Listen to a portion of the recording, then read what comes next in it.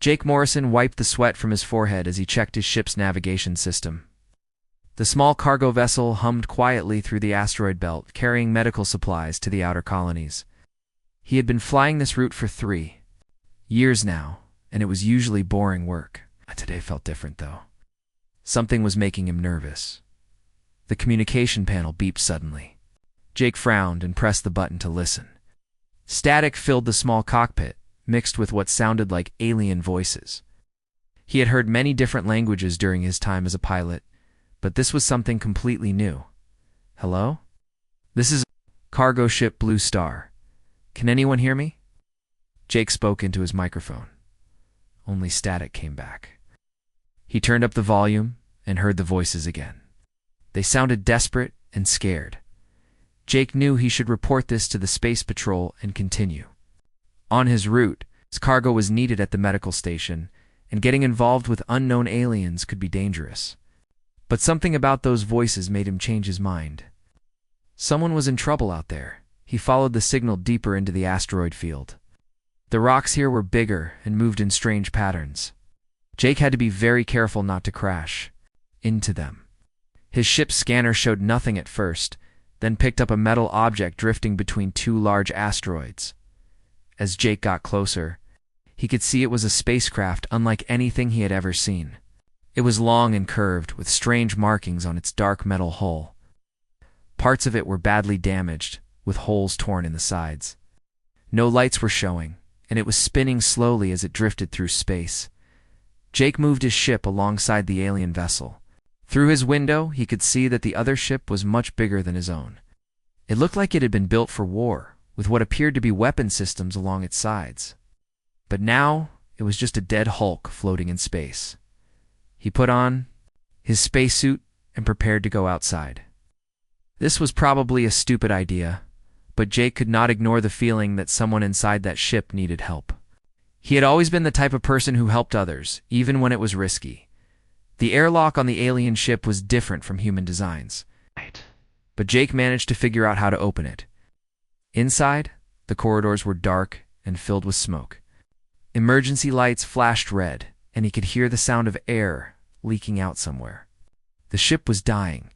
Jake followed the sounds of the alien voices deeper into the vessel. The hallways were much taller than what humans would need, and the walls were covered with symbols he could not read. Ash! Everything felt heavy and military, built for creatures much larger than himself, in what looked like the bridge. Jake found her. The alien was huge, at least 7 feet tall, lying unconscious on the floor. Her skin was a pale blue-silver color, and she wore black armor that had been cracked and damaged. Long dark hair fell across her face, which looked almost human, except for the slightly pointed ears and high cheekbones. She was beautiful in a fierce way that made Jake think of ancient warriors from Earth's history. Blood that looked almost purple was pooling beneath her. Jake could see that she had been badly hurt. Her breathing was shallow, and her skin felt cold when he touched her. Shouldered to check if she was alive. The ship shuddered around them, and more alarms started going off. Whatever was keeping this vessel together was failing fast. Jake knew he had only minutes to get the alien to safety. He tried to lift her, but she was much heavier than she looked. Her armor was made of some kind of metal that added to her weight. Jake struggled to get her over his shoulder, his legs shaking under the load. Step by step, he carried her through the dying ship toward his own vessel. The alien woman stirred as they reached Jake's airlock. Her eyes opened, and Jake found himself looking into pupils that were more gold than brown. For a moment, she stared at him with confusion. Then her hand moved toward a weapon on her belt. "Easy," Jake said softly, even though he knew she probably could not understand him. "I'm trying to help you." Something in his voice seemed to calm. Her hand fell away from the weapon, and she lost consciousness again. Jake got her inside his ship, just as the alien vessel exploded behind them. The blast pushed his small craft forward, but they were far enough away to survive. Jake laid the alien woman on his bunk and looked at her wounds. He was not a doctor, but he had basic medical training that all pilots needed. Cuts were deep, and she had lost a lot of blood. He cleaned the wounds as best he could, and used his emergency medical supplies to bandage them. For the next 2 days, Jake watched over his unexpected passenger. She had a fever that made her skin hot to the touch. Sometimes she would speak in her alien language, words that sounded like commands or warnings. Jake would give her water and try to keep her comfortable. On the 3rd day, she finally woke up completely. Jake was checking his navigation when he heard movement behind him. Turned to see the alien woman sitting up on his bunk, looking around. His small ship with sharp, intelligent eyes. When she saw him watching her, she said something in her own language. Her voice was deep and strong, even though she was still weak from her injuries. "I don't understand," Jake said, pointing to himself. "Jake, my name is Jake." She studied him for a long moment, then pointed to herself. "Zara," she said carefully, as if the human sounds were difficult for her to make. "Zara," Jake repeated, and she nodded.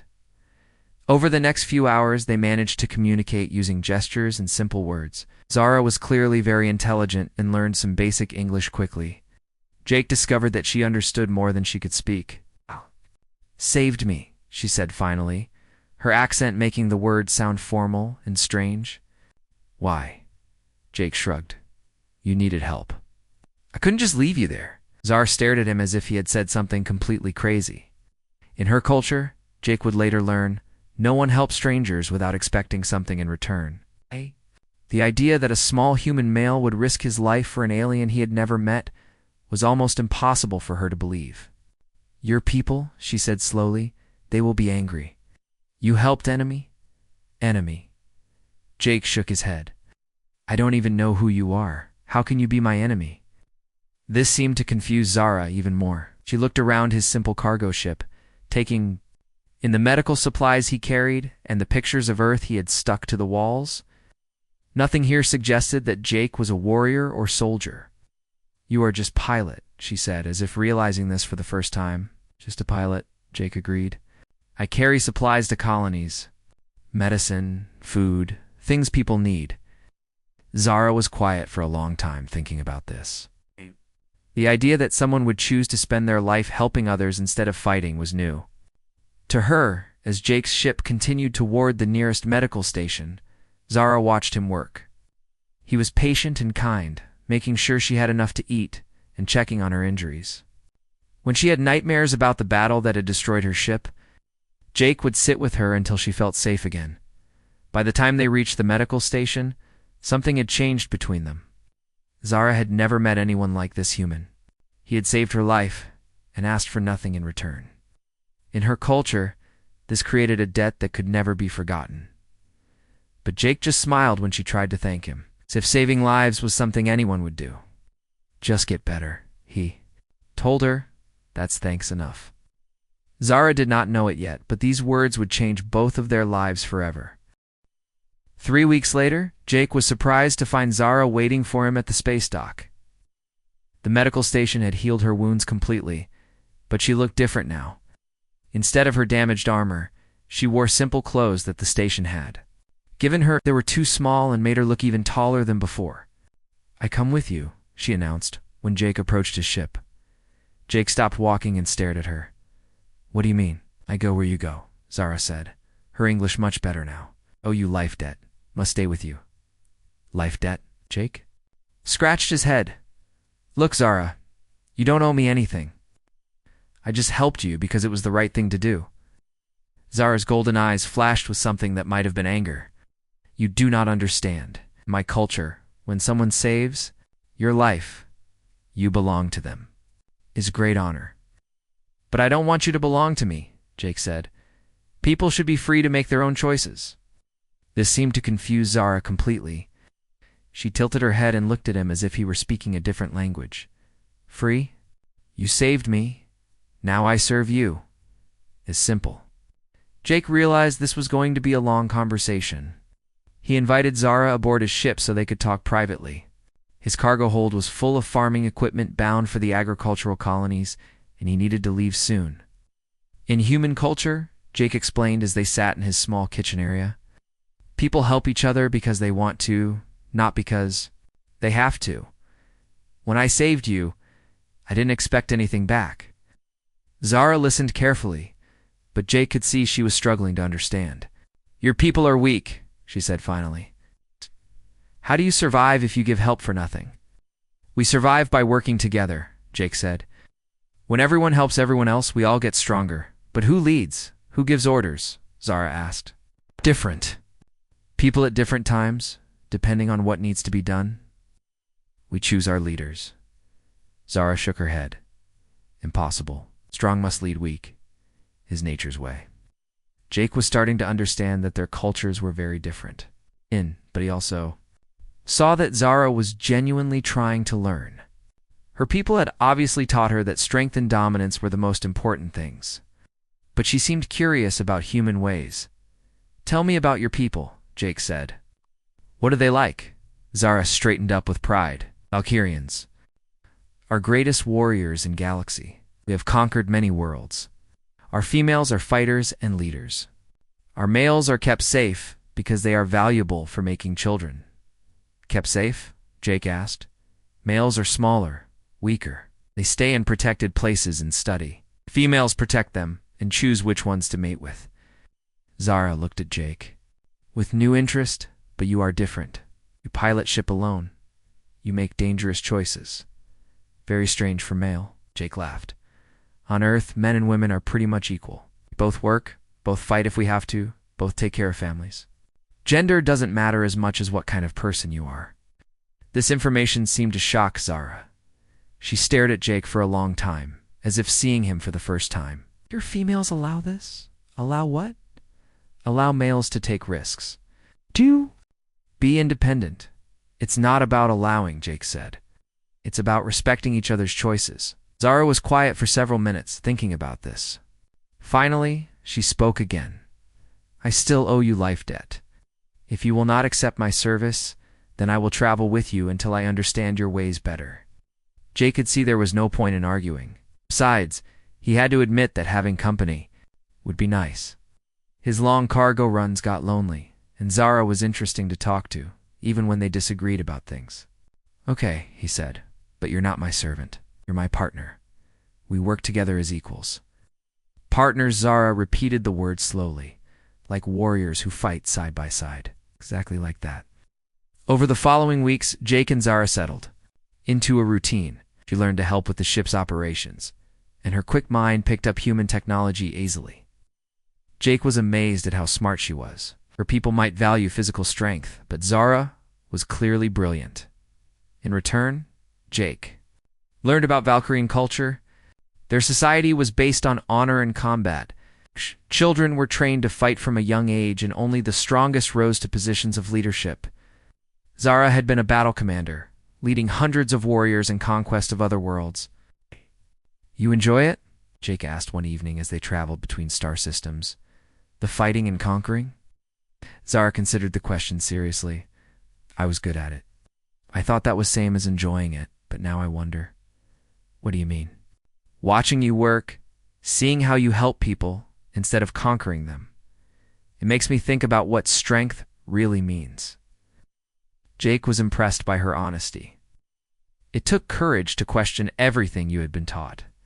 What do you think strength means now? I am not sure yet, Zara admitted. But I think maybe true strength is helping others become stronger too, not just dominating them. Their conversations continued during the long hours of space travel. Jake showed Zara human music, and she was fascinated by the emotions it expressed. Her people had war songs and victory chants, but nothing like the love songs and sad ballads that humans created. Why do humans sing about pain? She asked, while listening to a particularly sad song. Because pain is part of life, Jake explained. Music helps us deal with difficult feelings. It makes us feel less alone. Zara listened to the song again, and Jake saw tears in her golden eyes. My people do not speak of pain, she said quietly. We are taught to hide it, to be strong always. That sounds lonely, Jake said.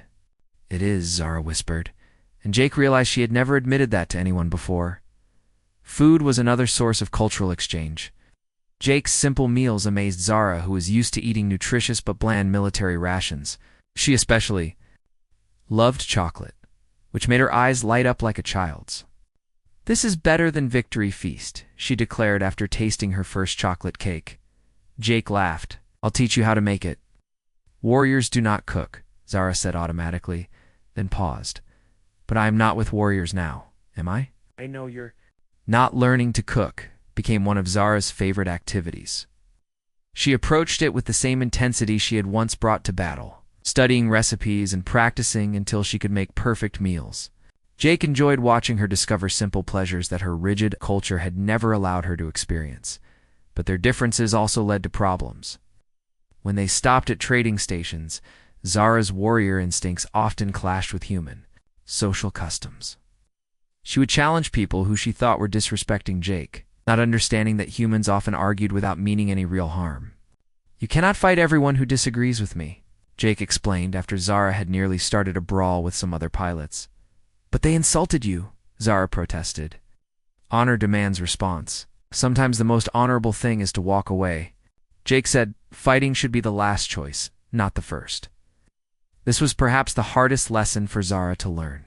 Her entire identity was built around being a warrior, but Jake was showing her that there were other ways to be strong. As the weeks passed, Jake noticed changes in Zara. She smiled more often and seemed more relaxed. The hard edges of her warrior training were softening, revealing the curious and intelligent woman underneath. She started asking questions about everything, from human art to philosophy to the way families worked. "Do human males help raise children?" she asked one day. "Of course," Jake said. "It's one of the most important jobs there is." Zara looked thoughtful. "In my culture, males never see their children. Females raise them alone." "That seems sad for everyone," Jake said. "Yes," Zara agreed, "I think it is."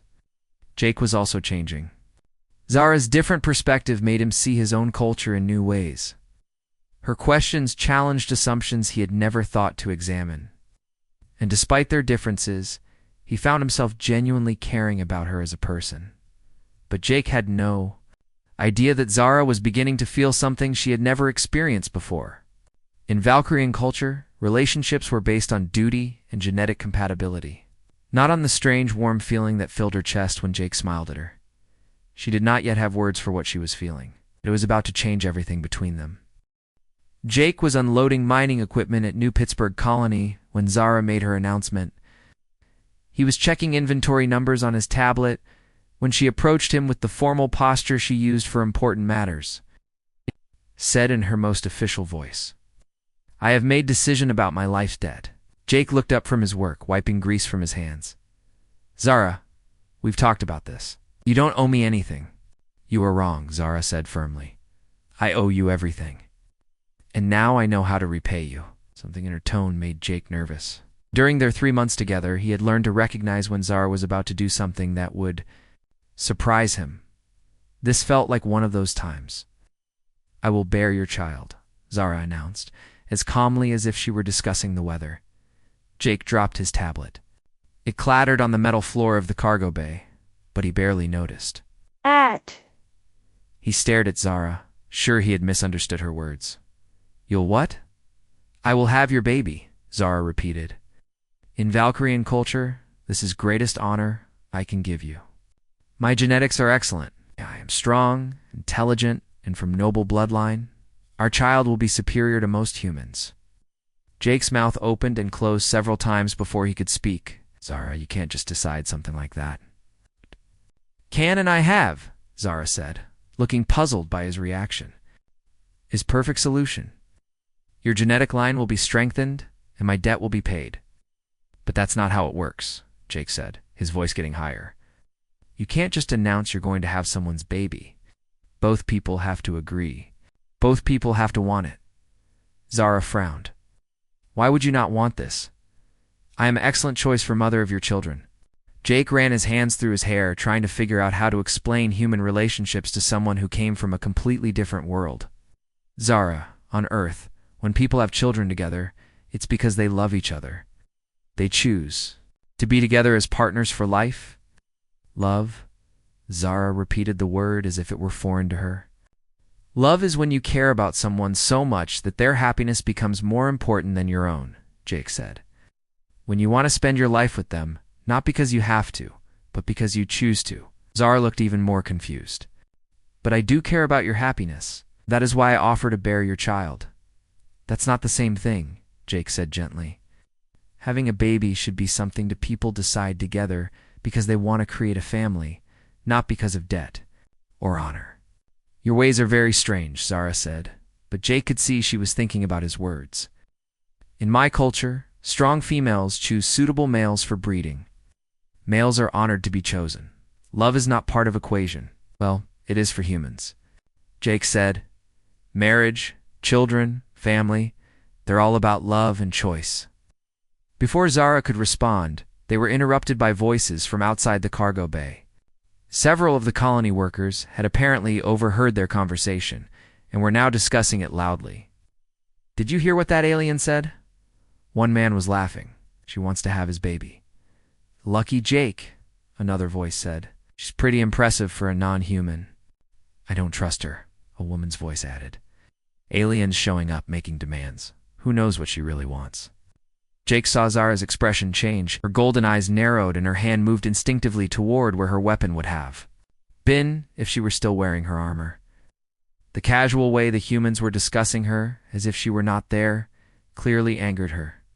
I should challenge them, Zara said quietly, her voice dangerous. No, Jake said firmly. They're just talking. Ignore them. They show disrespect, Zara insisted. In my culture, such insults would mean combat.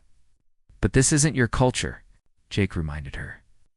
These people don't understand your ways any more than you understand theirs. The voices outside continued, and some of the comments became less friendly. A few of the colonists seemed genuinely worried about having an alien warrior on their station, especially one talking about having children with humans. Maybe we should report this to the authorities, someone suggested. Mixing human and alien genetics could be dangerous. She looks like she could snap Jake in half if she wanted to. Another person added. Jake could see that Zara was getting more upset with each comment. Her culture valued strength and honor above everything else, and being dismissed or criticized by people she considered weaker than herself was almost unbearable. Come on, Jake said, taking her arm gently. Let's go back to the ship. But as they walked through the colony toward the docking bay, more people stared at them. Some were curious. Others seemed hostile. A few made rude comments about aliens and humans that made Zara's jaw clench with anger. Why do you let them speak to you this way? Zara asked when they were back aboard Jake's ship. Because fighting them won't change their minds, Jake said. People fear what they don't understand. The best way to deal with that is to show them there's nothing to be afraid of. Your patience is greater than mine, Zara admitted. If someone spoke to me like that on Valkyrie, they would not speak again. That's exactly why patience is important, Jake said. Violence just creates more violence. Understanding takes longer, but it lasts. They sat in silence for several minutes, both thinking about what had happened. Finally, Zara spoke again. I have been thinking about what you said, she began carefully, about love and choice. And I do not understand these concepts completely, but I want to learn. Zara looked directly at Jake. Will you teach me about human ways of family? Jake felt his heart do something strange in his chest. Over the past 3 months, he had come to care about Zara more than he wanted to admit. She was brave, intelligent, and surprisingly gentle despite her warrior training. But he had told himself that their cultures were too different, that any relationship between them would be impossible. I can try, he said. But Zara, you need to understand that love can't be forced or demanded. It either happens naturally, or it doesn't happen at all.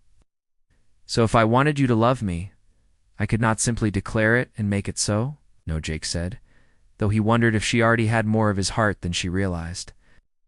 And if you wanted me to love you, you could not command it. That's right. Zara was quiet for a long time, absorbing this information. Then how do humans know if someone loves them? Jake smiled. It's usually people show love through their actions. They take care of each other. They make sacrifices for each other's happiness. They choose to be together even when it's difficult. Like when you saved me even though it was dangerous? Jake paused. He had never thought about his rescue of Zara in those terms. I guess that could be seen as loving action, but I would have done that for anyone. would you? Zara asked. Or did you choose to save me because something inside you recognized that I was important to your future? The question caught Jake off guard. He'd always told himself that he rescued Zara simply because it was the right thing to do. But looking back, he remembered feeling drawn to her even before he knew she was alive. Something about that damaged ship had called to him. I don't know, he admitted. I have been watching you for 3 months, Zara said. You show caring through your actions every day. You make sure I eat well. You worry when I am unhappy. You defend me to others, even when it causes you trouble. If these are signs of love, then perhaps you already feel it and do not recognize it. Jake felt his face getting warm. Zara, I care about you, but our cultures are different, she finished. But I am alien. But people would not accept us together. All of those things are true, Jake said quietly.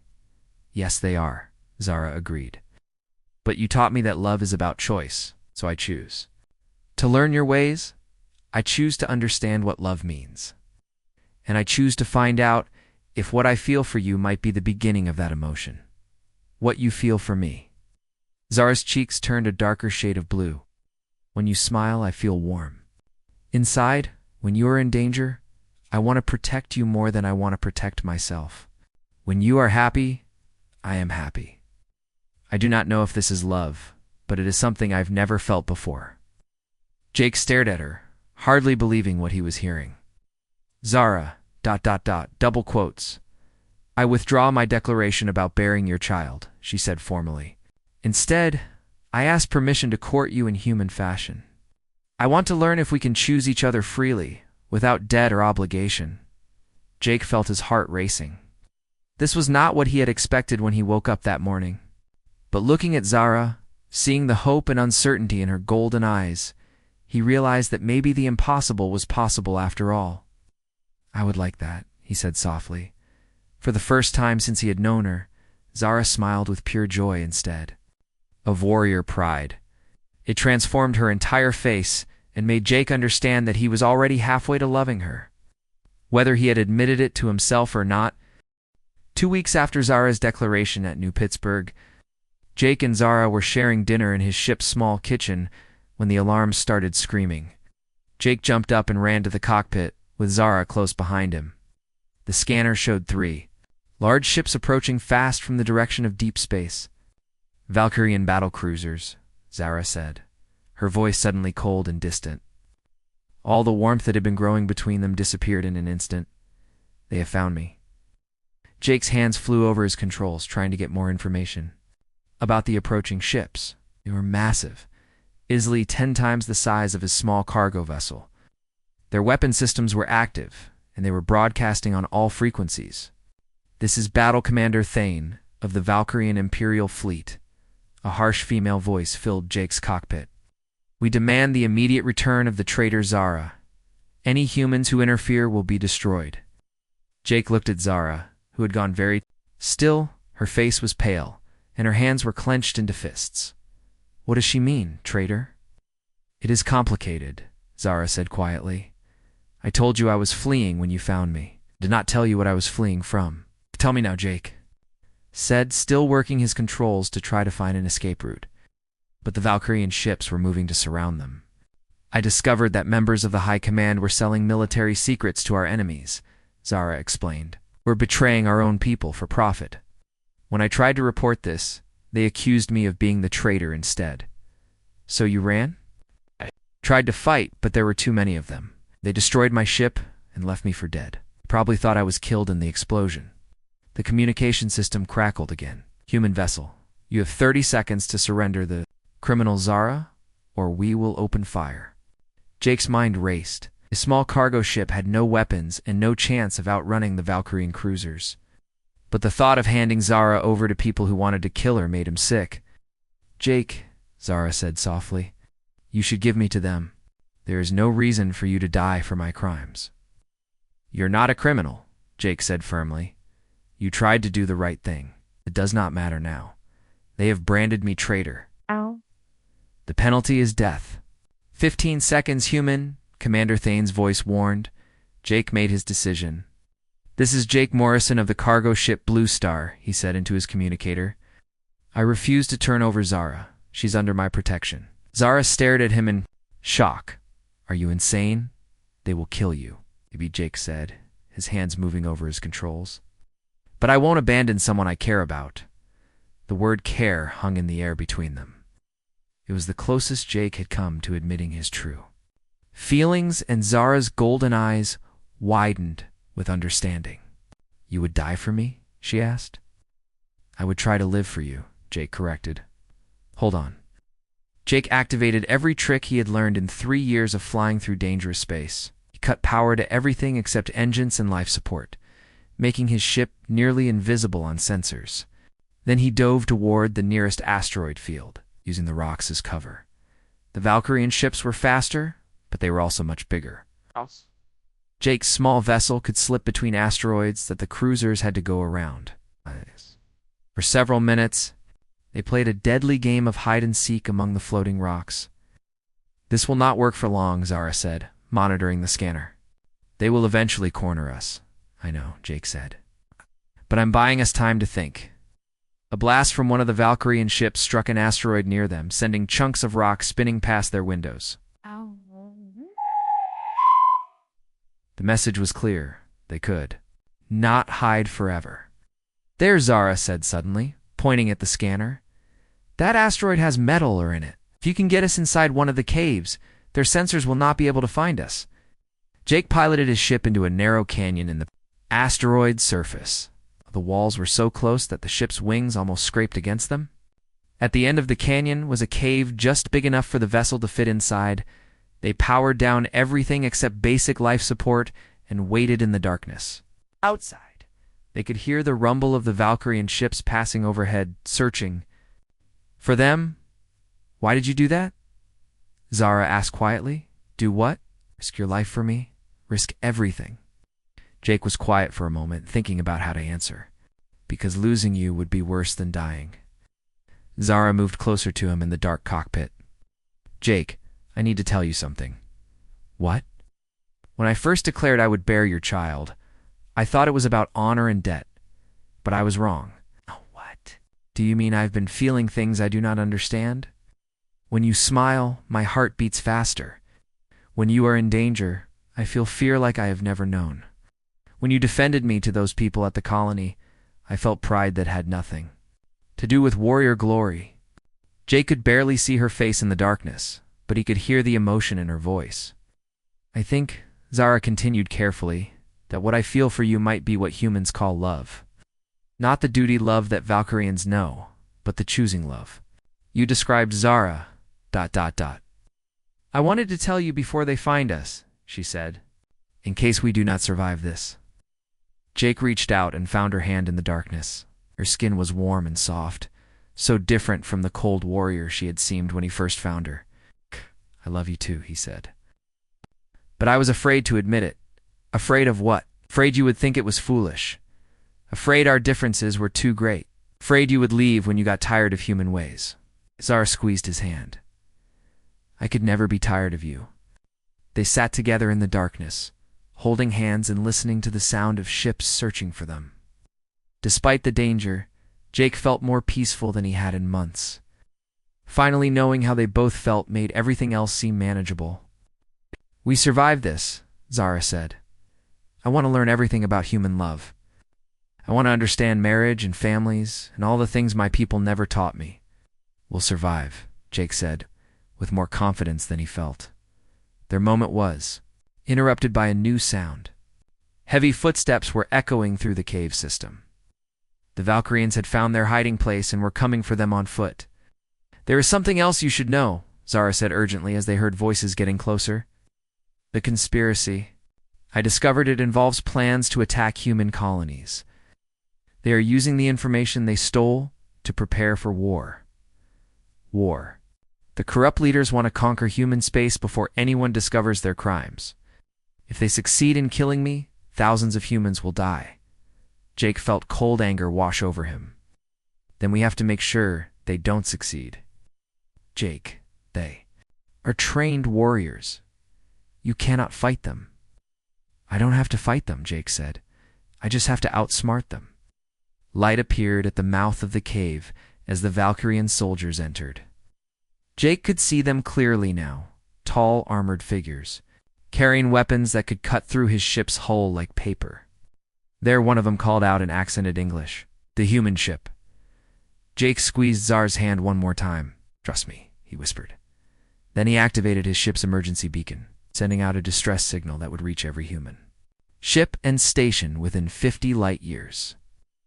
At the same time, he opened all communication channels and began transmitting everything Zara had told him about the conspiracy. "This is Jake Morrison," he broadcast. "I am transmitting evidence of Valkyrian plans to attack human colonies. The information comes from Battle Commander Zara, who discovered corruption in her own government. The Valkyrian soldiers rushed forward, but it was too late.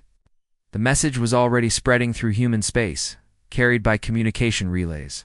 And emergency networks?" "You fool," one of the soldiers snarled. "You've doomed both of your peoples to war."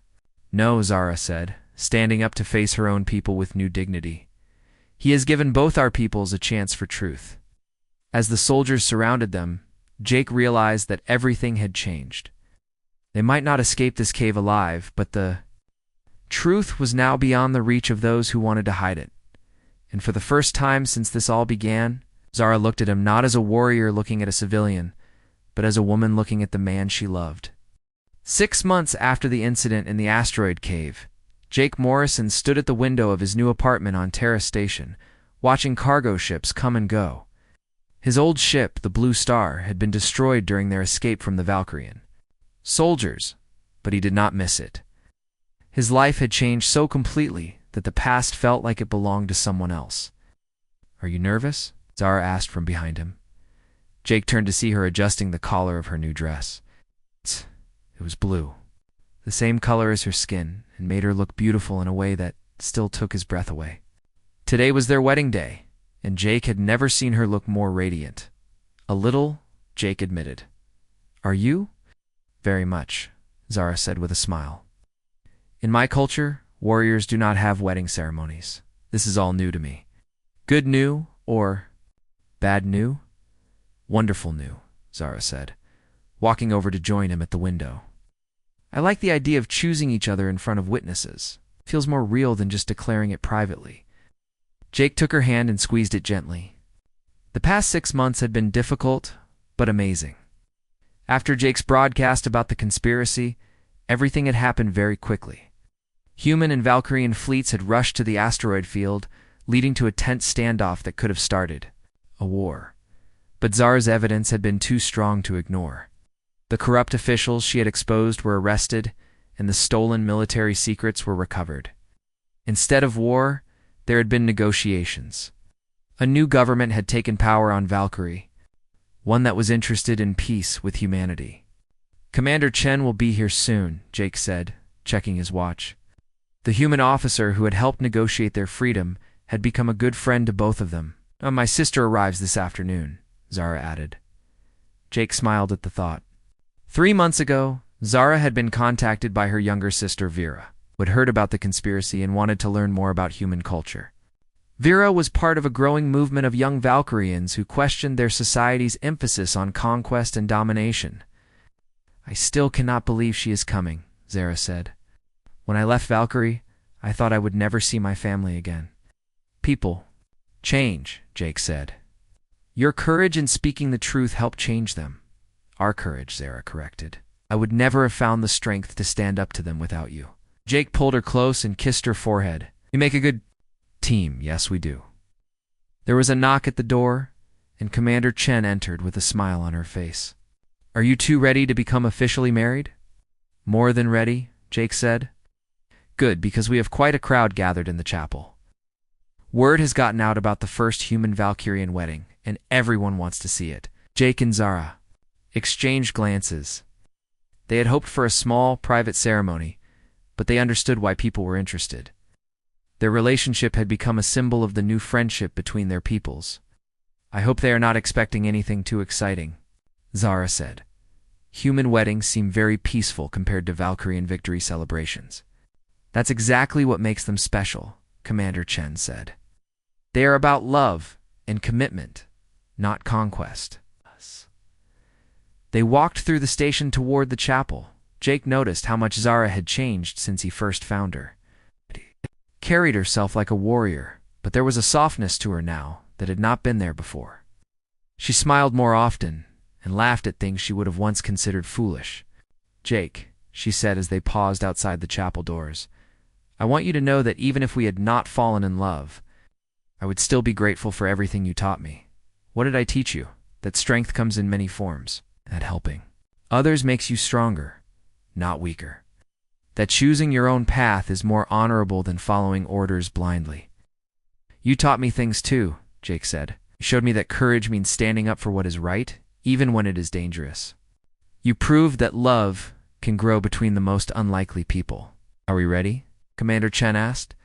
Jake and Zara nodded together and walked into the chapel. The room was packed with people from both species. Alhuman colonists sat next to Valkyrian diplomats. Station workers shared space with military officers. At the front of the room, Captain Barnes, who would perform the ceremony, waited with a huge smile. As they walked down the aisle together, Jake heard whispered conversations in both languages. Some people were clearly amazed to see a human man and Valkyrian woman choosing to marry. Others seemed moved by the sight of two people so obviously in love. "Dearly beloved," Captain Barnes began when they reached the front, "we are gathered here today to witness something remarkable, not just the marriage of Jake and Zara, but a symbol of what is possible when different peoples choose understanding. Over fear, love, over suspicion." Jake barely heard the traditional words of the ceremony. It was focused entirely on Zara, on the way her golden eyes reflected the light, on the soft smile that was just for him. When it came time for their vows, he spoke from his heart. "Zara, when I found you in that damaged ship, I thought I was just saving a life. I had no idea I was saving my own future. You have made me braver, stronger, and happier than I ever thought possible. I promise to love you, to learn from you, and to build a life with you that honors both of our cultures." Zara's vows brought tears too many eyes in the chapel. "Jake Morrison, you saved my life twice, once from death and once from a life without love. You showed me that true strength comes from caring for others, not dominating them. Taught me that choosing love is the bravest thing anyone can do. I promise to love you with all my heart, to protect our family, and to never stop learning what it means to be your partner." When Captain Barnes pronounced them married, the cheer that went up from the crowd was unlike anything Jake had ever heard. Humans and Valkyrians celebrating together, united in joy for two people who had found love across the vastness of space. The reception afterward was a mixture of both cultures. There was human music and Valkyrian war chants, earth food, and alien delicacies. Jake watched Zara teach a group of human children a traditional Valkyrian dance, and he realized that she was not just adapting to human culture. She was helping to create something entirely new. "You look happy," Commander Chen said, joining Jake at his table. "I am," Jake said, "happier than I ever thought possible." "What are your plans now?" "We are starting a shipping company together," Jake explained, "carrying goods and passengers between human and Valkyrian space. Zara thinks your people need to see more of human culture, and I agree, impersonally." Jake looked over at his new wife, who was now arm wrestling with one of the station mechanics and laughing with delight when she won. "We want to have children someday. Raise them to understand both cultures. Show them that being different can make you stronger." Late that night, after all the guests had gone home, Jake and Zara sat together on the observation deck of their new ship. It was larger than the Blue Star and equipped for long-distance travel between star systems. "So," Jake said, "how does it feel to be married?" "Different than I expected," Zara said thoughtfully. "Better. In Valkyrian culture, joining with someone is about duty and genetics. But this feels like we chose to become something greater than either of us could be alone." "That's exactly what it is," Jake agreed. "I received a message today," Zara said. 3 more Valkyrian females have requested permission to study human culture. They want to learn about what they call the Morrison-Zara method of relationships. Jake laughed. "Is that what they are calling it?" "Among other things. Some of the older warriors think we are dangerous revolutionaries." "Are we?" Zara considered. This seriously, perhaps we are showing both our peoples that there are other ways to live, other ways to find strength and happiness. That is revolutionary. I can live with being a revolutionary, Jake said. Good, Zara said, snuggling closer to him, because I think we are just getting started. As their ship prepared to depart Terra Station the next morning, Jake and Zara stood together on the bridge, looking out at the stars. They had cargo to deliver to 3 different systems, passengers to transport, and a new life to build together. Ready for our first mission as business partners? Jake asked. Ready for everything, Zara said, as long as we face it together. Jake smiled and engaged the engines. Their ship jumped to hyperspace, carrying them toward adventures neither of them could imagine.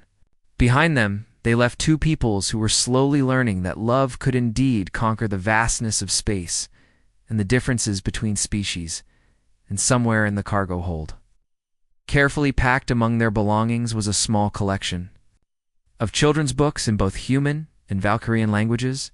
It's because while Jake and Zara were not ready to start their family yet, they were already planning for the day when they would teach their children about the amazing journey that had brought their parents together among the stars,